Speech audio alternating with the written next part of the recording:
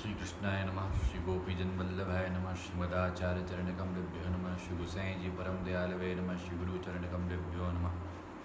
सौंदर्यं निधिरद्गतं प्रकटितं स्त्रीगूढ़भावात्मकं पुंरूपञ्च पुनस्तदन्तर्गतं प्राविशत्वप्रिये संश्लिष्टावुभयोर्बभौ रसमयः कृष्णो हि यत्साक्षिकं रूपं तत्तृतीयात्मकं परमविद्येयं सदा वल्लभम् शश्वत्प्रिया सतापांगध्यानावस्थितचेतसा प्राप्त तन्निजरूपाय गोविंदाय नमो नमः। सभी श्रोतागणों को स्नान यात्रा की खूब खूब बधाई। और बहुत समय से हम प्रतीक्षारत थे, आप लोग सभी भगवत सेवा सत्संग के और व्यस्तता के कारण से समय नहीं मिल पा रहा था। आज प्रभु कृपा से सत्संग के लिए कुछ समय निकालकर आप लोगों के साथ में कुछ हृदय के भाव सत्संग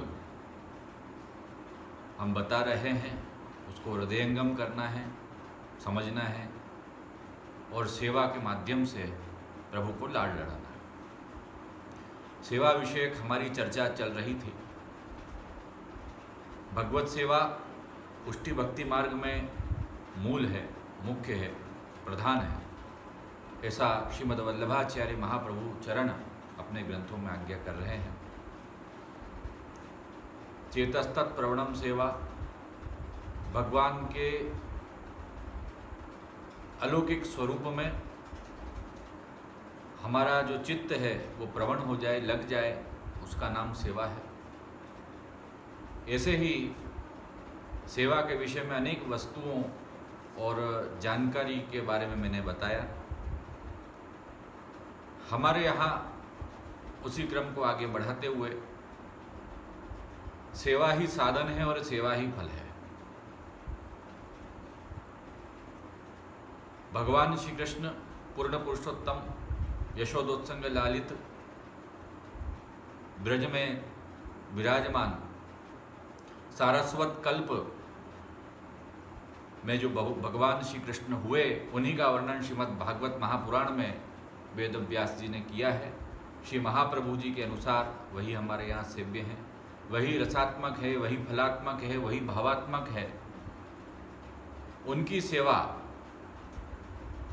अर्थात गुरु की आज्ञा प्रमाण से हमारे देह इंद्रिय प्राण अंतःकरण से तन मन धन से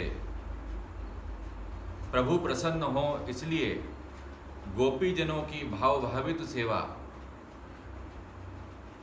वह श्रीमद् वल्लभाचार्य महाप्रभु जी ने, श्री गोसाई जी ने हमें बताई है। उसका भाव श्री गोकुलनाथ जी शरीराय जी महाप्रभु ने खोला है। तो श्री महाप्रभु जी आज्ञा करते हैं सेवायाम फलत्रयम, सेवा ही साधन है, सेवा ही फल है। शिक्षा पत्र में शरीराय जी महाप्रभु जी आज्ञा करते हैं। तो सेवा साधन भी कैसे है, सेवा फल भी कैसे है, इसको हमको समझना है। नवधा भक्ति सेवा के अंतर्गत आती है। हमने सीखा जाना। श्री वल्लभाचार्य मते फलम तत्प्राकट्यम अत्र अभिचारी हेतु प्रेमैव तस्मिन् नवदोक्त भक्ति तत्रोपयोग अखिल साधारण। भक्त्या संजात्या भक्त्या, तो यहाँ पर जो मंगला से लेकर, मंगला है, श्रृंगार है, ग्वाल है, राजभोग है, तत्पश्चात उत्थापन, भोग, संध्या आरती, शयन, अष्टायाम सेवा का जो हमारे यहाँ प्रकार है, उसमें धीरे धीरे जब हम लगते हैं गुरु की आज्ञा प्रमाण से, जब भगवत कृपा होती है, गुरु कृपा होती है, तो धीरे धीरे हमारा मन वहाँ लगता है, चित्त का निरोध होता है, हमारे शरीर की सार्थकता होती है, देह प्राण इंद्रिय अंतःकरण की सार्थकता होती है। जो समर्पण हमने किया है, निवेदन जो किया है, आत्मनिवेदन किया है, ब्रह्म संबंध किया है, उसकी सार्थकता तब जाकर सिद्ध होती है। तो ठाकुर जी की सेवा में कौन सी वस्तु कब लगेगी, इसके माध्यम से हमारा चित्त वहाँ लगता है।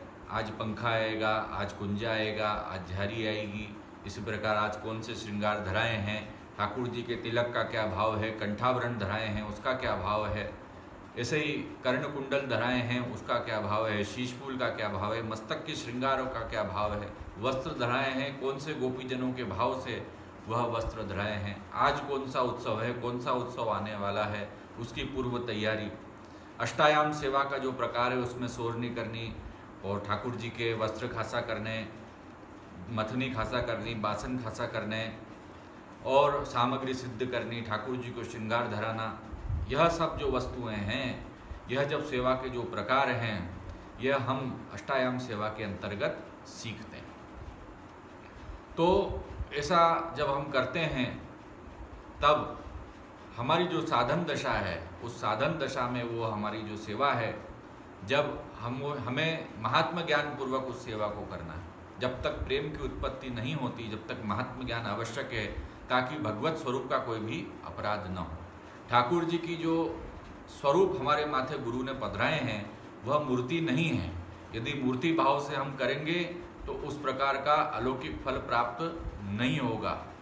हमें यह जानना चाहिए कि साक्षात पूर्ण पुरुषोत्तम विराजमान है, यशोदोत्सव लालित विराजमान है और श्रीमद् वल्लभाचार्य महाप्रभु जी की कहानी से गोपीजनों के भाव भावित जो सेवा है, जैसे गोपीजन श्री नंद यशोदा जी के यहाँ पधारते थे और अनेक प्रकार से लाड लड़ाते थे, ठाकुर जी को जगाना और ठाकुर जी के पलना झुलाना और अनेक विध सेवाएं करना, राजभोग, गोपी वल्लभ इत्यादि जो लाड गोपीजन श्री यशोदा जी लड़ाते थे, तद अनुसार ही हमारे यहाँ प्रकार है। ऐसा करते करते जब हमारे मन की स्थिति भगवत सेवा प्रवण हो जाती है, मानसी सेवा, प्रेम लक्षणा, भक्ति यह सिद्ध हो जाती है, तब वह ही सेवा जो है वह फल रूप हमें जान पड़ती है, वही सेवा फल रूप हो जाती है। इसलिए सेवायाम फलत्रयम ये कहा है। तो सेवा में ही फल 3 प्रकार के बताए हैं। अलौकिक सामर्थ्य है, पुरुषोत्तम सायुज्य है और श्रेयोपयोगी देह वैकुंठ आदि में प्राप्त होना, यह श्रीमद् वल्लभाचार्य महाप्रभु ने आज्ञा करी है। तो तद अनुसार हमें सेवा का महत्व जानना चाहिए। पूजा मार्ग और सेवा मार्ग में अंतर है। पूजा जो होती है वह उसके अंदर आवाहन विसर्जन होता है, उसके अंदर विधि की प्रधानता रहती है, साधन बल की प्रधानता रहती है। पूजा के अंतर्गत स्नेह का अभाव रहता है और देश, अमुक देश में करना, अमुक काल में करना, अमुक वस्तु से करना, अमुक कर्ता के द्वारा ही किया जाएगा, देश काल द्रव्य कर्ता मंत्र कर्म, इन सब चीज़ की शुद्धता परम आवश्यक होती है। यदि इसमें कुछ भी प्रकार से न्यूनता आती है तो वह पूजा जो है वह निष्फल भी हो सकती है। परंतु जो सेवा है उसके अंदर अंतर है। षोडशोपचार जो पूजा होती है उसका जो प्रकार बताया गया है, हमारे सेवा में ब्रजजनों की, ब्रज गोपियों की भाव भावित जो सेवा, यशोदा जी की भाव भावित सेवा, निकुंज लीला, नंदालय की लीला, इन सब के भाव भावित सेवा ग्रहण की गई। तो सेवा के अंदर जो महाप्रभु जी द्वारा स्थापित प्रणालिका है, हमारे गुरु घर की प्रणालिका है, तद अनुसार भाव प्रीति पूर्वक सेवा करना। यहाँ पर भगवत कृपा वही साधन है, गुरु की कृपा वही साधन है। हमारा कोई भी साधन बल वह इसके अंतर्गत नियामक नहीं है। अनुग्रह पुष्टि मार्गे नियामक है स्थिति, अनुग्रह वही पुष्टि मार्ग में नियामक है, यह बताया। तो विधि की प्रधानता नहीं है, यहाँ भगवत सुख का विचार है। पूजा मार्ग में भगवत सुख का विचार नहीं है। हमारे यहाँ स्नेह की प्रधानता है, ऋतु अनुसार ठाकुर जी के और सभी प्रकार के राग भोग श्रृंगार की सब व्यवस्थाएं श्री गोसाई जी, श्री महाप्रभु जी ने स्थापित की, परवर्ती आचार्य ने स्थापित की, तद अनुसार हमारे यहाँ सेवा का क्रम है। आवाहन विसर्जन का हमारे यहाँ क्रम नहीं है। हमारे यहाँ भाव प्रतिष्ठा है। श्री गोसाई जी ने, श्री हरिराय जी महाप्रभु जी ने पुरुषोत्तम प्रतिष्ठा प्रकार किया है, उस हिसाब से जो है स्वरूप पुष्टि करके और तद अनुसार गुरु आज्ञानुसार जो है सेवा हमारे यहाँ की जाती है, उस भाव के अनुसार की जाती है। प्राण प्रतिष्ठा जिस प्रकार से मर्यादा मार्ग में होती है तद अनुसार हमारे यहाँ वैसा प्रकार नहीं है। ब्रजजनों के भाव भावित जो श्लोक हैं श्रीमद् भागवत में, उनका हमारे अनुसंधान करके और प्रतिष्ठा की जाती है, पुष्ट स्वरूप किए जाते हैं। तद उपरांत वह सेवा हमें करनी चाहिए, तब वह पुष्टि सेवा कहलाती है। अपरस में स्नान करना, तद उपरांत सभी प्रकार के अष्टायाम सेवा का प्रकार करना, ये राज सेवा के अंतर्गत है। सवेरे की सेवा के अंतर्गत मंगला की सेवा आ गई, उसके बाद दोपहर की सेवा के अंतर्गत राजभोग पर्यंत सेवा आ गई, और सायंकाल की सेवा के अंतर्गत उत्थापन से शयन पर्यंत सेवा आ गई। तो जैसी गुरु की आज्ञा हो, मंगला पर्यंत करना है, राजभोग पर्यंत करना है और शयन पर्यंत करना है, अष्टायाम सेवा करना है। अधिकांश जगह स्थान पर लोगों को, वैष्णवों को राजभोग पर्यंत सेवा की आज्ञा दी जाती है। उसमें भी दूधगर है, फिर मिश्री भोग की सेवा है, और नागरी भोग की सेवा है, अंसखड़ी की सेवा है, सखड़ी भोग की सेवा है। क्रमशः ऐसा सेवा क्रम हमारे घर में प्रतिकूलता या उदासीनता हो तो भी कोई आपत्ति इस प्रकार की न पड़े, ठाकुर जी को कोई श्रम न हो, वैष्णव धीरे धीरे जो है सभी प्रकार की सेवा में ठाकुर जी के लिए सुख का विचार करके आगे बढ़े, और उसकी अनुकूलता भी देखकर गुरु आज्ञा करते हैं।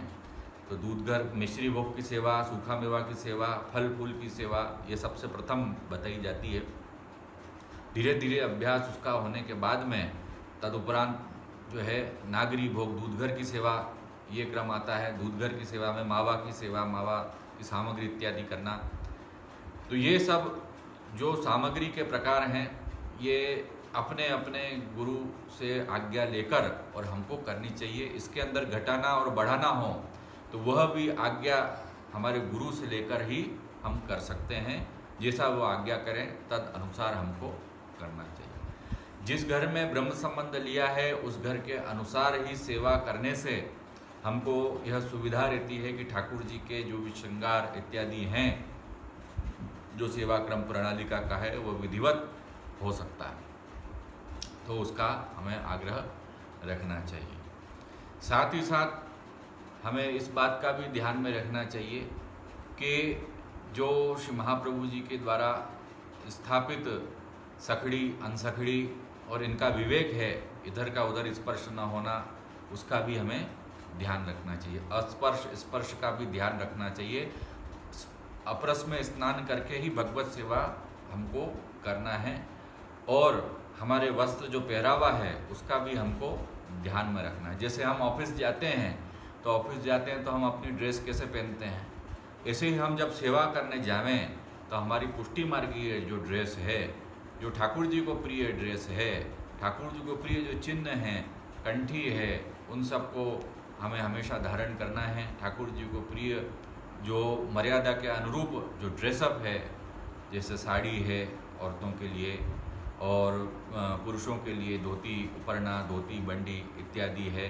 कोरे धरा में अगर अपने पास में कोरे की व्यवस्था नहीं है तो रेशमी धरा सकते हैं। रेशमी के अलावा सूती हो तो उसको एक दिन हम स्नान के समय भिजा के और अपरस में सुखा के दूसरे दिन वो अपरस में जब स्नान करें तद उपरांत धारण कर सकते हैं।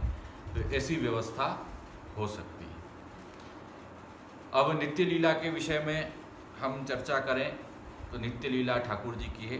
ठाकुर जी जो है हमेशा विद्यमान है, सच्चिदानंद स्वरूप हैं, इसलिए त्रिकाल अबाधित उनका स्वरूप है। पूर्व में थे, अभी हैं और आगे भी हमेशा रहेंगे, ऐसा उनका स्वरूप है। इसलिए हमको ये ध्यान में रखना चाहिए कि कभी भी हमारे मन में दुर्भावना, विपरीत भावना और अज्ञानवश कोई दूसरी बात नहीं आवे। इसी प्रकार ठाकुर जी से जो संबंधित लीलाएं हैं वो आज से 5000 वर्ष पूर्व हो गई या दूसरे कल्प में हो गई और अब नहीं हो रही हैं, ऐसा विचार नहीं करना चाहिए। अवतार काल में जो लीला हुई, नित्य लीला वैकुंठ, गोलोक धाम इत्यादि में, व्रज में, वो सब लीलाएं होती ही रहती हैं। जो भक्त हैं उनके हृदय में वह भी वृंदावन स्वरूप हो जाता है, ब्रज स्वरूप होता है, उनके हृदय में भी वो लीला होती है। तो श्री हरिराय जी महाप्रभु ने नित्य लीला हम जैसे वैष्णवों के लिए आपने प्रकाश की है। नंदालय की जो लीला है, जो अष्टायाम सेवा का प्रकार है, वो आपने प्रकट किया है। श्री हरिराय जी महाप्रभु के चरण में वंदन करते। प्रातः समय उठी ब्रजबाला गावत मंगल गीत रसाला। तो मंगला आरती का जब समय होता है, सुबह की सेवा का क्रम मंगला का रहता है, उस समय प्रातः समय जो ब्रजबाला हैं अर्थात ब्रज की जो गोपियां हैं वो उठती हैं और उठकर ठाकुर जी के मंगल गीत का गान करती है। इससे हमको ये भी बताया कि हमको भी सुबह उठकर सबसे प्रथम ठाकुर जी को नमन करना चाहिए, गुरुजनों को नमन करना चाहिए, अपने भगवदियों को नमन करना चाहिए, अपने जो घर के जो बड़े हैं उनको नमन करना चाहिए। तत्पश्चात अपनी दिनचर्या हमको प्रारंभ करनी चाहिए। तो मंगल गीत जो हैं, मंगलम मंगलम ब्रजभुवि मंगलम, सभी कुछ मंगल स्वरूप है, आनंद स्वरूप है, रस स्वरूप है। ठाकुर जी से संबंधित सभी कुछ आनंद रूप हैं। तो नंद यशोदा भी मंगल रूप है, ब्रज भी मंगल स्वरूप है, आनंद स्वरूप है, उसका हमको ध्यान करना चाहिए। तो प्रातः समय जो गोपियां हैं वो उठकर ठाकुर जी के ध्यान में मग्न हो जाती हैं और सुंदर सुंदर गीत वो गाती हैं। और वही जो गीत है हमारे यहाँ जो वीणा वादन किया जाता है, वीणा वादन उसी का भावात्मक रूप में उसका द्योतन है, उन ब्रज गोपिकाओं का उसके अंतर्गत स्वरूप बताया गया। आगे भी हम इसके ऊपर विस्तार से नित्य लीला पे बताते रहेंगे। अभी आप लोग ठाकुर जी खूब आनंद से सेवा करें, भावपूर्वक सेवा करें, दीनता निस्साधनता पूर्वक गुरु का आश्रय, महाप्रभु जी का आश्रय लेकर सेवा करें। इतना ही कह के वक्तव्य को विराम दें।